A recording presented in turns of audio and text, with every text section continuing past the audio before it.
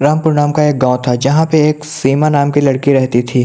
सीमा को एक बार उसके गांव वालों ने उसको मार करके एक फैक्ट्री में डालकर जला दिया था। तभी से सीमा चुड़ैल बन करके हर दिवाली वाले दिन लोगों को मारती थी। तो एक बार फिर से उस गांव में दिवाली आती है, सभी लोग बहुत ही ज़्यादा खुश होते हैं, लेकिन दूसरी जगह पर वही लोग दुखी होते हैं तो इस बार किसको वो मारेगी। तो उसी गांव में सेठ जो रहता था उसी ने उसको मारा था, जिसकी एक पत्नी और एक बेटी थी। उसकी बेटी एक दिन दिवाली के सामान लेने के लिए बाजार की ओर जाती है। शाम को बाजार लेकर से सामान लेकर के घर वापस आने लगती है। तभी उसे पीछे से एक आवाज़ आती है। रुक जाओ लड़की, कहाँ जा रही हो? तो जब वो पीछे मुड़ कर के देखती है तो वहाँ पे उसकी हमशक्ल खड़ी रहती है। तो वो उससे कहती है, आप कौन? आपकी शक्ल तो मुझसे बिल्कुल मिलती है, आप कौन हैं? तो वो लड़की कहती है, मैं सीमा हूँ, जिसको तेरे बाप ने मार दिया था और मुझे मार के फैक्ट्री में जला दिया था।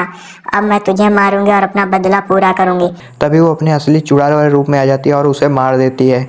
फिर वो उसकी बेटी का रूप धर करके उसके घर की ओर निकल लेती है और फिर वो उसके घर की ओर पहुंच जाती है।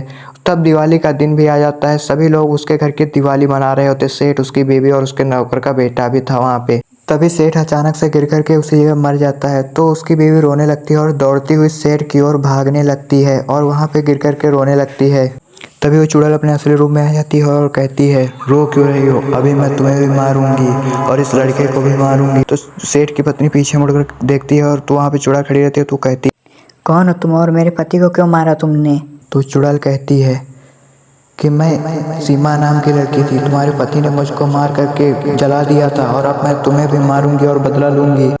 और इस लड़के का बाप भी उसके साथ में मिला था और इस लड़के को भी मैं मारूंगी। उसके बाद वो उसको मार देती है और उस लड़के से कहती है, अब मैं तुझे भी मारूंगी और अपना बदला पूरा कर लूंगी। तेरा बाप तो मर गया है तो अब मैं तुझे मार के बदला लूंगी। तभी वो लड़का वहाँ से भागने लगता है और भागता हुआ एक तांत्रिक के पास में पहुँचता है और तांत्रिक के पास में दौड़ता हुआ जाता है और उस तांत्रिक से कहता है, मुझे बचा लीजिए बाबा जी, वरना वो चुड़ैल मुझे मार डालेगी।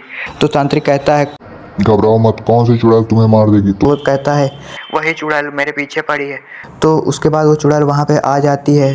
तो वो उस लड़के से कहती है, तू चाहे जहाँ भाग जा, मैं तुझे जरूर मारूंगी, तुझे मुझसे कोई अब नहीं बचा सकता। तो वो तांत्रिक कहता है, तुम इसे क्यों मारोगी? मैं तुम्हें इसे नहीं मारने दूंगा। इतना कहकर तांत्रिक उस लड़के को वहाँ से गायब कर देता है। तो चुड़ैल कहती है, तांत्रिक तुम बीच में मत आओ, ये मेरे और तुम्हारे बीच का मामला नहीं है, मुझे अपना बदला लेना है।